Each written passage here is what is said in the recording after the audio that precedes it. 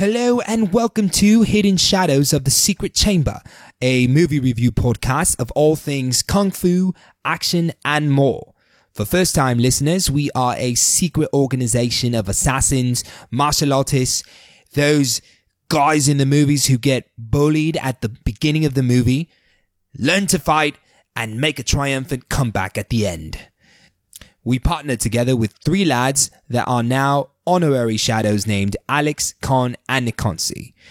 These lads accidentally named their podcast the same name as our organizations. They then agreed to come to record the show here at the Secret Chamber. My name, of course, is Basil, retired general for the Assassination Corps, now your host charioting in the episodes. I do apologize for my absence, but as I mentioned earlier, I am retired, so I took a vacation to where all retired assassins go, Mexico. There I lived the life of the tourists, and instead of hiding in the shadows, I fully embraced the rays of sun and got some beach time in.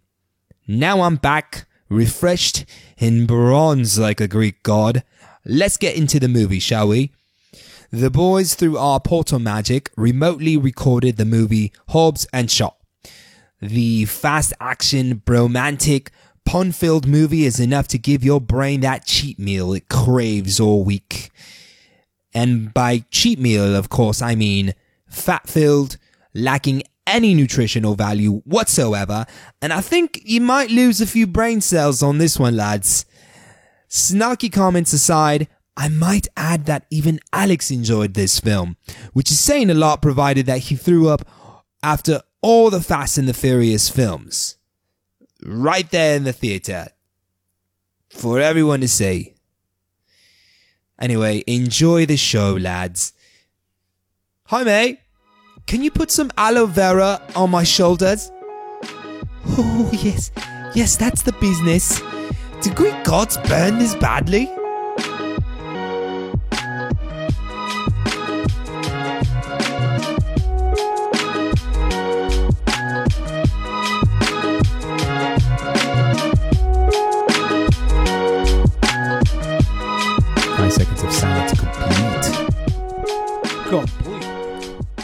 Complete. So this one time at band camp, what happened? This girl was really hot.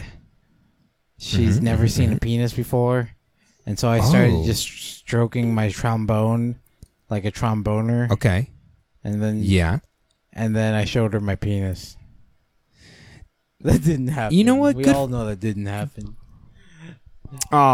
See, I thought you really took advantage of a moment to educate somebody. You know what I mean? My penis is only 3 inches. It's basically a shadow of itself. It's hidden in the shadows, and the secret chambers are my pants, and and just like the Harry Potter one, there's a demon inside there. There's a demon in those pants, which is your true penis, and until you get your real pants back, you have to deal with this 3-inch situation that you're dealing with right now. It's true. It's terrible. And we hate it, and there's no going back. But welcome, one and all. Welcome, all for one. Deku's the best. To the Three Musketeers podcast. No, there's only 2 of us. That's right. Yeah, Nikonsi can't be here. And being as salty as I am for the trolling or the lashing that you guys gave me last time, I'd like to take a few minutes to clarify on a few things from the movie Lion King. First of all, you guys were having a hard time trying to figure out what the name of the actor who played Timon was, and I wanted to didn't get a hard say time. who that is. You guys didn't. You guys couldn't remember who he was. Yeah, because we were being clean. We had to get it ready to go. His name is Billy Eichner, and he's a fantastic actor, and I first saw him in Parks and Rec, and I That's fell in where love I with knew him. him from. I fell in love with him from his favorite line, or my favorite line of his, where he goes, "It's so cute, I want to throw up and kill myself." A very, very Alex moment. He does that. Alex does this very often. Mostly in our house where there's too many animals. They're so cute, I want to throw up and kill myself. But he doesn't, because we need him. No, I don't. I stay alive just for you guys, and Renji. you're welcome. Yeah. And I guess you have to stay alive for Patty now too. No offense, Patty. We love you. We're just listing things in like order of remembrance. In this new remembrance, this is not a new of importance. Yeah, this is a new situation where we're like, oh, that's right. He can't just kill himself and throw up. I can't. First of all, how do I do that in that order? That's difficult. I think I'd have to throw up first. The next thing I wanted to address was the dung beetle scene. There was no dung beetle scene in the movie. They added that. There was no part where the giraffe ate the fuzz, and that's why I was like, why did they add that? Like, I think first of all, Rafiki's got to have clarification. You're right that they added that particular part in it, but like the fuzz thing in general was like how I know that happened in the original animated movie. Yes, and I actually loved that scene. You're right, they did stretch out that scene a lot for the new movie, and that's where we were like, what? Like, I know Myron couldn't remember the actual dung beetle part, but for me, I was like, didn't I mention it on the podcast? I don't remember if Myron edited it or anything. I think you said that, I don't remember you saying that they added the dung beetle, but you said that the fuzz part where it was flying all the way to Rafiki's tree, that was a thing. Yeah, that's what I meant. Like, I knew which part of that you were bothered by, but other than that, it was like that you're being really nitpicky. I'm just bothered because when he smelled it, it touched his nose, and I was like, ugh! That's because you were thinking of it as if Rafiki was a human. He's a fucking baboon. That's a good point. One of his primary baboon. One of his primary weapons is dung. So you're right. Touche on that one. But this has been quite a few minutes of just not talking about what we're really here for, podcast fam, is big proof that you can have fun and sometimes you can have too much fun. And also, Alex really, really doesn't appreciate the familia that is Fast and Furious. All right. I'm so glad you said that, guys. If you guys haven't realized by now through our conversation, we are a movie review podcast. We are also familia. And we're also a familia. No, I gotta say it as white as I can say it. Like, did I say it white too? No, you said you're like, we are also a familia, and I'm like, yeah, damn, that familia. Like, see, but you already like freaking revealed how Mexican you can say it, so we can edit it. Nah, we don't need to edit this. We can shoot this shit out real quick and post it up right now, and then get a second episode on Friday, because God knows that we're having trouble getting everybody together. It's the end of the summer, guys. Fucking A, man. And Nikonsi, we miss you, and you are working your butt to the bone. I don't miss you. I see you all the time. Well, I miss you, and we're going to review two movies today. We're going to review The Farewell and Hobbs and Shaw. I think we should start with Hobbs and Shaw, right? We don't really need to review The Farewell. I think it's more of a just super high recommendation. Like, it's a very artsy film. Okay. So just for clarification, and for you to edit it later, just The Farewell is amazing. Yeah, I can talk on a few points that I wrote down about the movie. So The Farewell, it's starring Awkwafina, and it's about a Chinese family who, part of them live in the United States, and then part of them live back in China, Shanghai, or am I just imagining that part? I think you're imagining Shanghai. I know for sure that Nana had 2 sons, and one of them moved to Japan, and the other one moved to America, and that's where we get a very separated family cohesion, but in another way of still very divided, like East and West. Yeah. And yeah, go ahead. And it's like, no, I'm glad you mentioned East and West, because it's following the story of a girl who grew up in the West, which is Awkwafina's character. The character's name is Billy, and finding out that her grandma has cancer, and her family almost tries to sneak out of the United States and go to China to spend like 3 days, like the final visit with their grandma, or Nai Nai, and they don't tell Billy. And we, as like a Western audience, we're like, that's fucked up. Like, why would they do that? And they're like, because you feel too many emotions and you'll show too many emotions in front of her, and we don't think you should go see her. Yeah, definitely.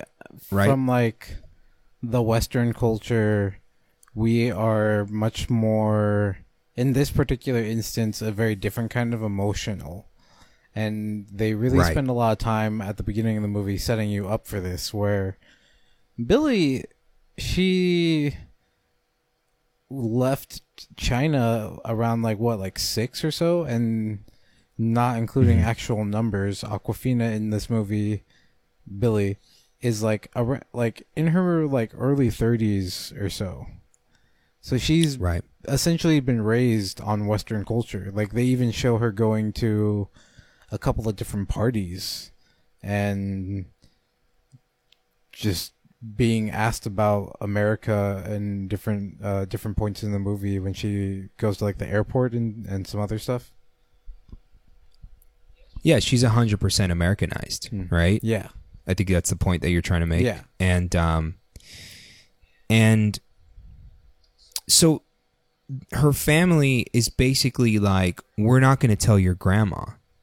Like, we're not going to tell her that she has cancer. And we, as the Western audience, along with Billy, are like, that's wrong. You should tell her.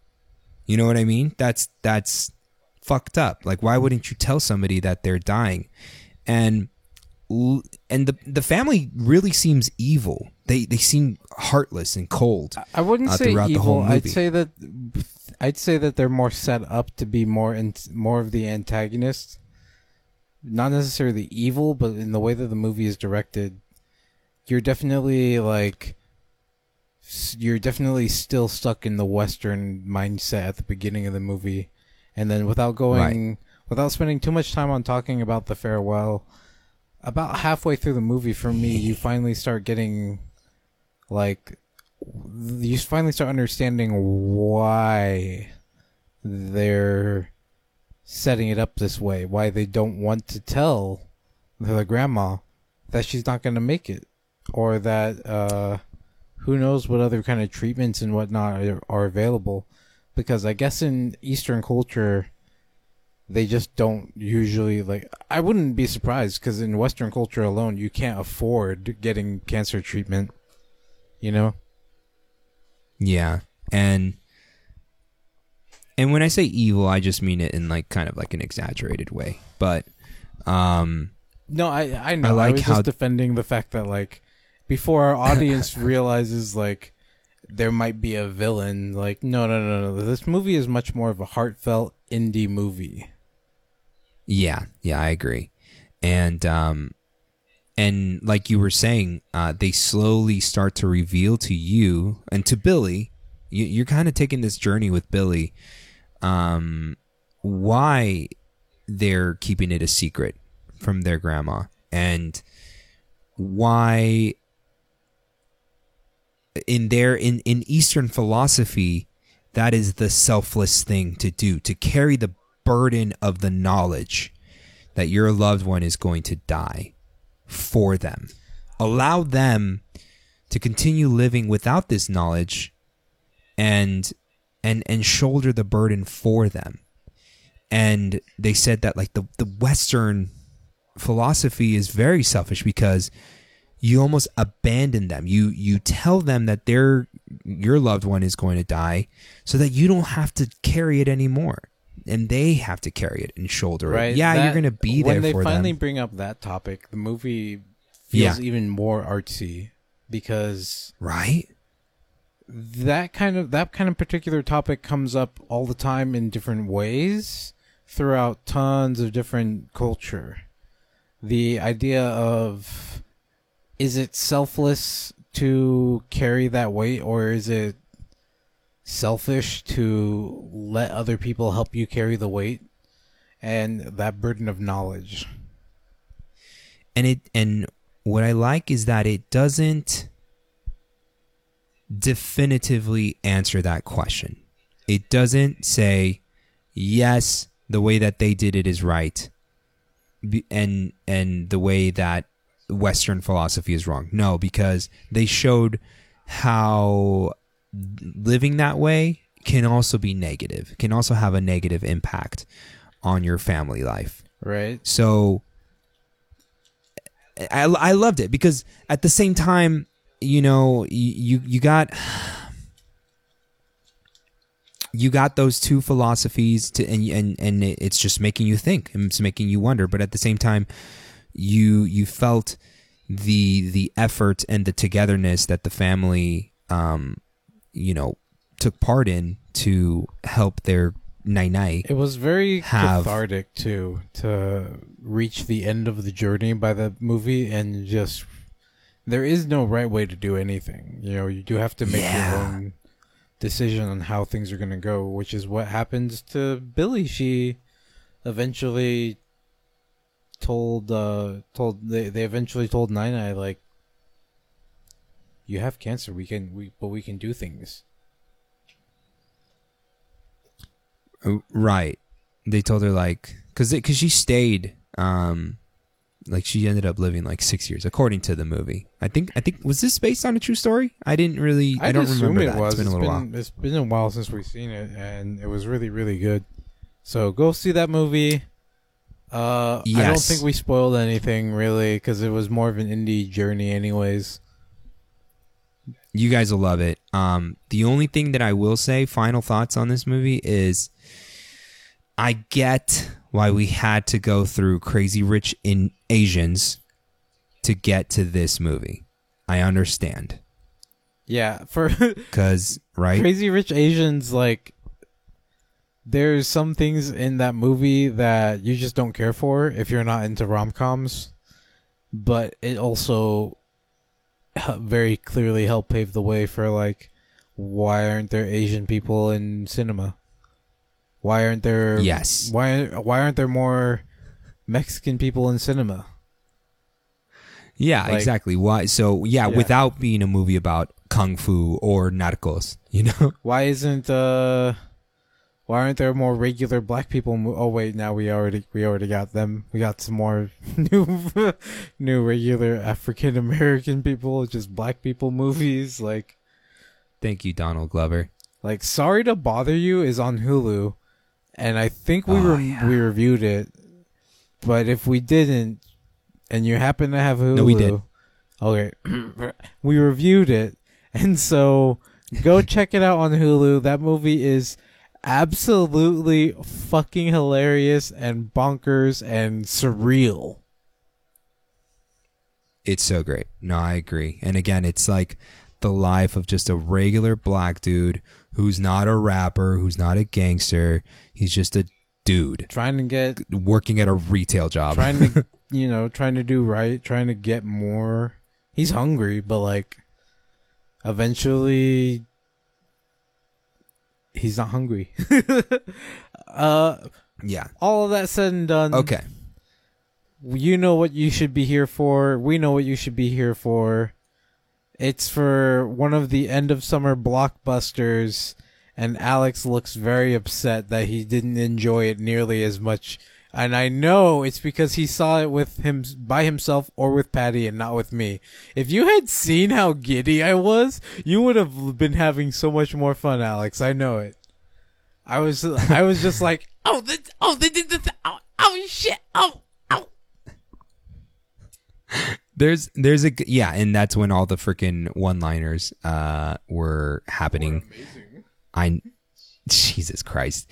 No, I did watch it with Patty, and just so you know, she loves dad jokes and one-liners. So I was having a blast just watching her laugh at them, and she was having a blast looking at my sourpuss face.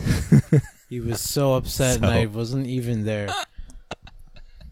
Yeah, you missed that. I looked at her like every 5 minutes. I was just like, really? Like, God damn it. Let me start off with, this movie was long. I was surprised by how long it was. I think it was 2 hours and like 20 minutes. I think you're right. Yeah, and it's just, even for how much fun I had, that extra 20 minutes did not need to be there. Yeah, and it was just most likely due to the really long action scenes. You know what I mean? Like I don't know. It depends they dragged on on a little bit. Like 20 minutes, have a 2 hour and 20-minute movie, and personally, it was at the very climax of the movie that I was just like, "Is it over yet?" The final fight, but at the same time, that final fight was just absolutely like, "Fuck, this is so badass and so cool." Why couldn't they have done more? Yeah. Like, I don't know where they would cut stuff right now, but at the same time, it still felt a little longer than it should have been for a complete action ride. I agree. And I guess we're just gonna get the badass moment out right now. They definitely rewarded you at the end with that final fight. Hobbs and Shaw versus Idris Elba's character was just technical and teamwork-ish and just brutal. It was super dope. I really liked it. There was a baby lag there, but I know what you said. So you'll have to cut out on my microphone somewhere the baby lag talk right here. No worries. But yeah. Okay, so super badass, I feel like actually really technical fight, and right? I wouldn't put it as my number one badass moment, because pretty much any scene that involved Idris Elba, I was like, he's the Black Superman! Look at you! Look at you! No cape. That's okay though. Everybody knows capes. Who does capes, that? Capes are bad. No capes. Capes aren't gangster. They're not. And Black Superman was dope as fuck. I really like the concept behind what Idris Elba, or his name is Brixton. Yes. What his character was doing. He was like, just evolving, right? He got shot by Shaw's character, and he was like all but dead, and he got saved by this mysterious villain who only makes himself seen in the form of audio wave format. Yeah. This very is sinister. In particular, I will say that Fast and Furious, I don't know, 5 or 6, because there should be 7 movies right now, right? But pretty much like I think there's 8. yeah, I'd have to count, not including Hobbs and Shaw, that how many there are. But it like even the first one can be like kind of leading into superhero territory, but it was definitely more focused on just badass cars, badass driving, and then by the like third one or fourth one, depending on how you look at it, because there's a Tokyo Drift is a different movie from them and is not numbered, you know. But yeah, even though they still kind of touched it back, and I think they didn't like the Fast 6 or something. Yeah, but at a certain point, it's just Alex hates them, but also you just have like it's just supposed to be super sick, cool shit happening. Like you don't have to turn on your brain, and I like the stuff that they do in there. I think is super badass and super cool, but it does help to have cool plot lines. You know what? And I think I will commend them for trying to add a cool plot, because they did have a pretty good plot, and I feel like you could tell that they were trying, and they're setting it up for more movies, and I'm actually curious. Like Hobbs and Shaw has a pretty good start for a different plot line. I haven't seen the last 2 Fast movies, but Hobbs and Shaw legitimately puts us into the realm of science fiction and superheroes for Fast and Furious, because all of a sudden we had Black Superman, we had a shadow organization, not related to the Hidden Shadows of the Secret Chamber at all. No. And not even including the superheroine levels of shit that happens there. Just the implanting of a shadow organization brings you into a completely different realm of storytelling, especially in Fast and Furious, which has been taking place alongside essentially just FBI, CIA, like international car thievery bullshit. Like this now has a completely different possibility, and just I'm super excited for whatever else we get from it. And I am going to be honest, like it did help, your usual advice of like when we walk into these types of movies, to turn off my brain and just sit there with the expectation of like you're going to see some super cool shit. That helped. Yeah, I know you are. You're almost always at that 70% of like I'm going to enjoy something, but I'm also going to be trying to look for things that I want out of it. This one, I need you to turn down to like 50 or 40% and just be like, there's a cool plot line here, but this is not what you're here to see. You're here to see badass cars, fucking explosions, and the on-screen chemistry of The Rock and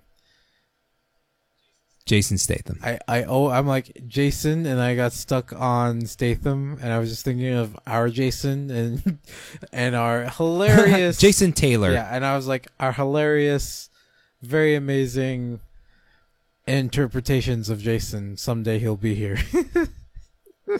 Yeah. Hey, The Rock. This is awkward. Okay. Can I call you Dwayne? I guess we gotta. Can I call you Dwayne? I guess we gotta team up. And oh man, this is super awkward because I really hate your guts. And but you know it's my sister, so okay, let's do it. We love you, Jason. That is, we love you. Please do movies with The Rock.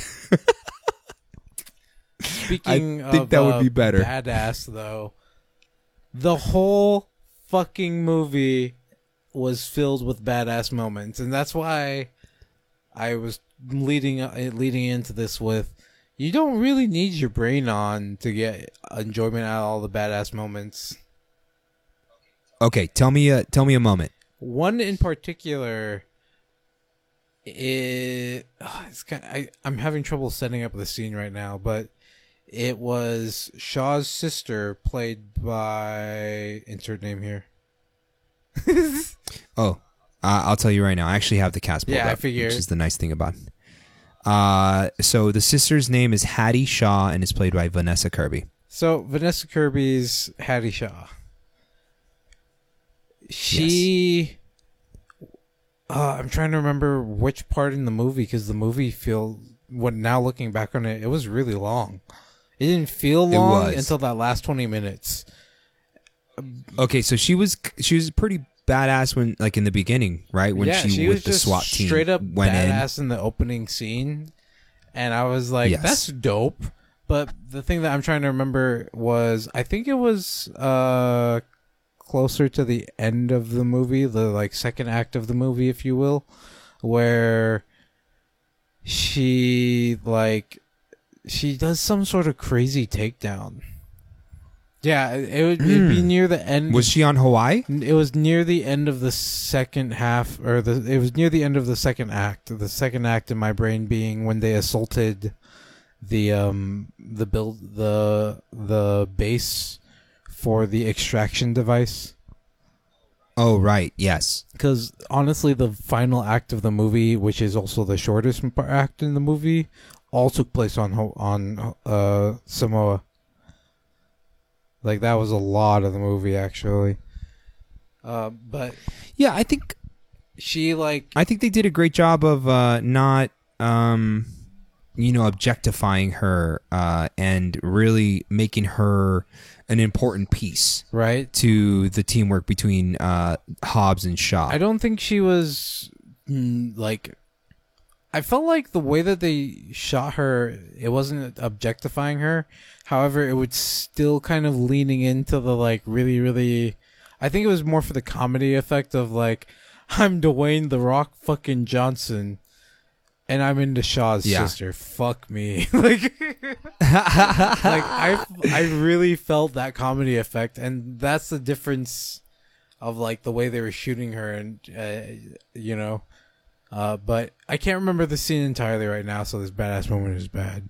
But she I will say that a crazy takedown followed up into just the final part of that scene where they're leaving the place, and she just fucking pops a bunch of people, and she's leaping across a bunch of crates and getting grabbed by fucking Hobbs on the way out of the.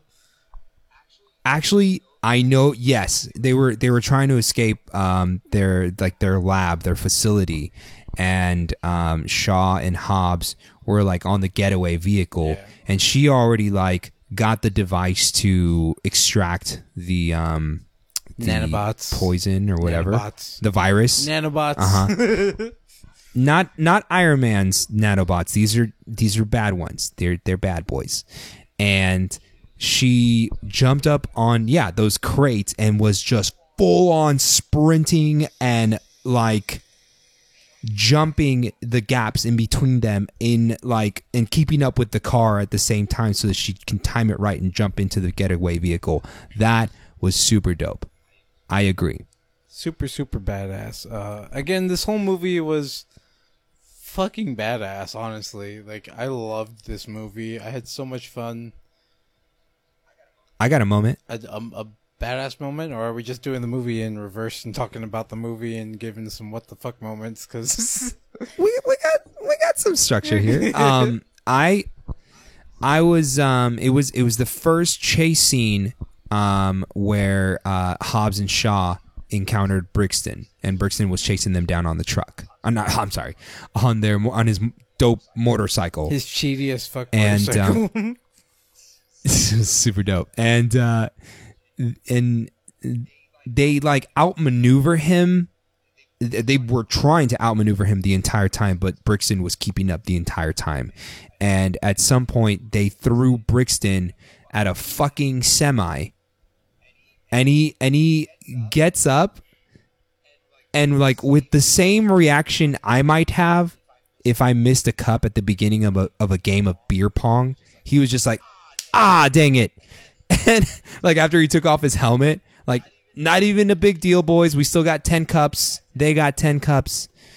We're going to be all right. I absolutely was so like nonchalant, indifferent, like barnacles. Yeah, that was definitely closer to my what the fuck moment, because this movie had very few, like, this movie had more badass moments than like, what just happened? But it had yes. like, depending on your own personal reaction, it has a lot of both. And Right. piggybacking off of that, off of your comment there, was when he dodged under one semi. He like when he fucking just hops off and just freaking like I forget what the maneuver is, but he just hops off of his bike and trailing behind it, and it goes through this fucking super crazy Transformers level like and he hops back on it. I was like, this is fucking Black Superman. Yeah, and that's what I'm saying. Like, only Black Superman would have that reaction. I think Idris Elba, I'm not knocking his acting whatsoever. I think he nailed that. He's like, ah, dang it, but I'm Black Superman, so he is like we're actually fine. a really good actor, and he's got quite a few different projects out there. There's this kind of weird one that I haven't really watched, but I've heard lots of mixed reactions from, on Netflix, where he's a nanny and a DJ, and it honestly just seems like part of his regular daily life, because he actually is a DJ in real life. He is. I highly recommend, if we're gonna make a like little mini recommendation, go on YouTube and watch Hot Ones with Idris Elba, because you realize how chill of a dude he actually is. Right? I really like his personality. He's such a like normal guy who's just hungry for life and wants to be your friend. He seems so cool, and also bless Hot Ones. One day we'll get on Hot Ones, then Myron will die and you'll die, and I'll be like, we're good. It's okay. I know that's you will carry us to the end, and I appreciate that. You'll be crying, but it'll be tears of triumph and enchilado-ness. But I do want to, let's jump before we get into that. I do want to just say, like, I do kind of feel like, despite the fact that this movie is hilarious and full of cliches, so you should be expecting some of these things, I do feel like Idris Elba is kind of typecasted into playing this kind of badass character. A little bit, right? But like at the same time, we also had an amazing cast. This cast was absolutely amazing. Their on-screen chemistry seemed amazing. Like, I just think in my mind that Jason Statham is actually an okay guy. I know The Rock is a cool guy. I know Idris Elba is a cool guy. Like, this movie was hilarious. And then, not to mention, spoilers, our secret guest star cameos. Oh, those yes. were amazing. Those were absolutely hilarious. And the other thing... Let's leave them a secret. Yeah. The other thing is that, did you sit through the entire credits, by the way, Alex? Or did you just get the fuck... Oh, yes, I did. Did you see the... So you saw the extra, like, outtake scene? Or... Oh, no, I didn't see the outtakes. There were outtakes? No, they weren't outtakes, but I the extra scenes there, the, like, little teaser scenes. Yes, the one that was teasing... Not the one where Hobbs called Shaw, but the one where Hobbs was getting a call from his agent partner. His blessed quote unquote friend. Best friends. His blessed best friend. God, I love him. Also absolutely loved the opening scene with his blessed best friend and him and Sammy, I think it was, the daughter. The daughter? I'll tell you right now. I think you're right. Samantha. Hold on 1 second. Wow, that's fucked up. She's not listed. Dang. We'll just say Sammy. I think Sammy. But yeah, the daughter. Oh my god. Was like, just, I don't know. I felt like I've known those kinds of kids who are just gonna hang out and interject whenever they can. But I loved the energy between The Rock and super special guest star.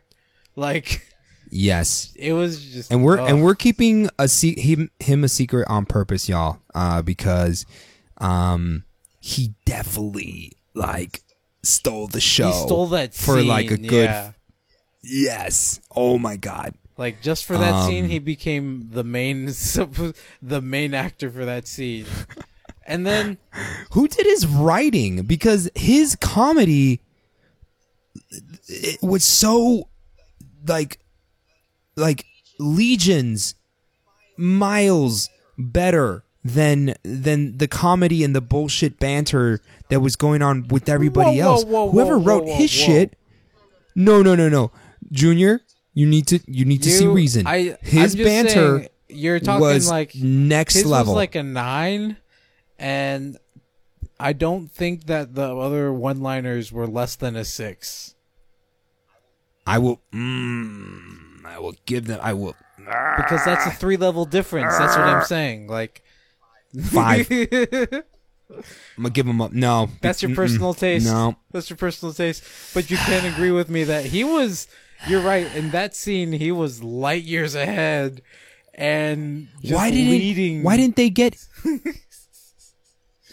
Yeah, I was like, did he write his? He's like, don't worry, guys, I'll write my script because this is shit. You guys can go ahead and continue to use your original script because I'm not gonna. That's a whole movie. I'm not gonna do that. But I'm gonna go ahead and write my script because part of it that I will say is that Hobbs and Shaw are still their characters, but we're seeing them in a slightly different light because this is a completely other story being told from Fast. That's why I'm trying to defend here. I get what you're saying. Well, since we mentioned numbers, let's get into our number rating. Because you reminded me of that super special extra guest. They went up a number. What about the other in my number rating? Extra special guest?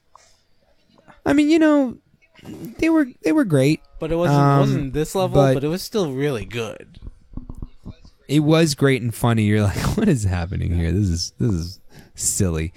I am gonna give it a 5 out of 10. Wow! Everybody, let it be known that Alex doesn't like to have fun.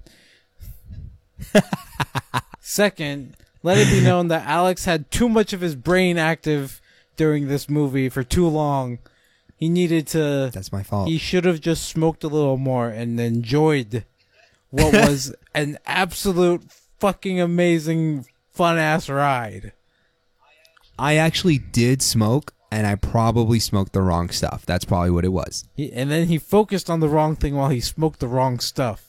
All of it. I do I hyperanalyze. I do hyperanalyze. I'm not gonna lie. All of that said, what's your number rating? I do understand a lot of what people don't like about the movie, and so I would totally be willing to be talked down to a 6, but I personally give it a fucking 7. I would love to see this movie again, except for the last 20 minutes where it gets slow. Like, this movie, I had just so much fun, just like, they're fucking doing so much cool shit. Oh my god, that's so fucking cool. And then, part of my what the fuck moment highlight, and why I cannot give this a personally less than a 7, was the absolute bullshit absurdity of having 4 goddamn semi-truck poles, whatever. Oh, I hope you would say this. Being yanked up into the air by a fucking helicopter and then somehow hit the moonshine and they fucking just zoom all out. Number one, I have to just talk about this because it's such a what the fuck moment, because Blessed Mythbusters has proven that moonshine does not actually speed up your fucking car. It just doesn't. It does answer the age-old question, Junior. Truck versus helicopter? Who win? That's the sound of a Ford truck. That sound of a helicopter. I got that. Yeah. No, I felt like I was looking around. I was like, oh shit, is there fucking inside my house? It was a great scene because it was so ridiculous. Yeah, we just like we practice, boys, and they perfectly, expertly hitched onto each other first try. Like Indiana Jones whipped it, which is absolutely around each other's hilarious, bumpers. And you cannot tell me that it wasn't a combination of badass and hilarious. I will die on that. It was soapbox, definitely man. That was fucking hilarious. I had so much fun watching it. I would watch that scene again, but at the same time, the movie slowed down. Like, yeah. No. I totally agree. It was definitely funny and badass at the same time, which I didn't know that was a thing. So my what the fuck moment was there was a they were the cool chick, the cliche cool chick scene. You know what I'm talking about? When Hattie Shaw needed to go into disguise, so she went into she what is it, like model walkwayed into a hotel and started stealing shit and seducing dudes and stealing hotel rooms and being in disguise and looking hot.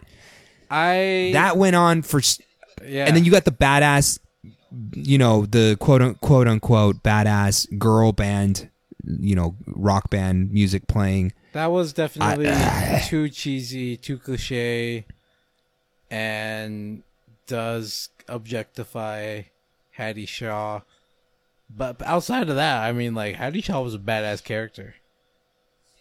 Yes, she was. She was not. She was. They touched a little bit on damsel in distress, but I think it was to show the emotion of what she was actually going through, and then she persevered and did some super dope takedowns, like you were talking about. Yeah, and like the fact that she fights The Rock was super cool. Like, that was a good fight. That was cool. And yeah, she was holding her own. Also, I want to just say that, like, my only defense for what you're saying for damsel in distress is the fact that I felt like it was kind of bad writing, but at the same time, you're right. It does give her more humanity for the character, makes her more real. But at the same time, it takes away from her, like, badass, like, female super agent bullshit that she's got going on. Like, she definitely is just a badass super agent, Yeah, and it was a movie about Hobbs and Shaw's characters. So they did it a little bit, but I'm not a woman. I don't think they did it too much because I still feel like she had a lot of comeback moments in the movie, even though she was feeling scared, like any human being would be. I feel like she showed some balls out there. Show some balls out there, Hattie. Wasn't there a one-liner where she was like, "I've got there's both of you, and I've got more balls than you," or some shit? I can't remember right Jesus now. Christ. It's disgusting. There was this movie. I'm so disgusted. This movie was absolutely amazing. There were so many one-liners, and I know both you and Myron hate one-liners, but the art of the one-liner is just like the art of the pun and the art of dad jokes. You have to hate them in order to also understand them. Also, it's all in the delivery. And they had a lot of good deliveries here. I'll give them that. I had my final what the fuck moment, and that was Bubishka. Bubishka. God. When The Rock was in the in the plane. Right? And we all thought he was going to be detained by the TSA, and he walks in there and he's like, yeah, the difference between you and me, Shaw, is people actually like me. Looks over at the lady sitting in the seat next to him wearing the bubishka, and he's like, hey, I love your bubishka. She's like, that was I died a little absolutely bit. amazing, and part of the proof of you can be an asshole and still be nice to people. Yes, that is what The Rock is. Actually, I don't know if he has any ounce of asshole in him. It's all muscle, so like the asshole itself is a muscle, and he must work it out. He does, especially with the fucking food he's got to eat to keep that train going. Fish, eggs, fish, eggs. Chicken, and then more. Go back to fish and eggs. I will say this is the first 5 out of 10 that I would watch again. I'm gonna go ahead and put it on our so bad it's good list. Congratulations. I will let you get away with putting it on a so bad it's good list, because this movie, at the end of the day, you would still tell people to watch it. You just need to also, like, you would also give them the, like, it's not like a deep movie. Right, yeah, don't expect it's a fucking Fast and the Furious movie. And it's a great movie to watch with your boys, which I hope we go back and do, because there that are would be so fun. many movies that we just, when you watch it with the boys, it's a different time. But you watched it with your wife, which was a completely different time. Still, but a good time. It is, but still a good time. It's still a good time. Do you have any other thoughts? Anything else you want to add on to it? Trying to think. Thinking is bad for JR. It hurts his brain. See, now the vein on your temple is coming out. No, that's just me You flexing. see? Oh, okay. Oh, damn. Okay, you're getting firm.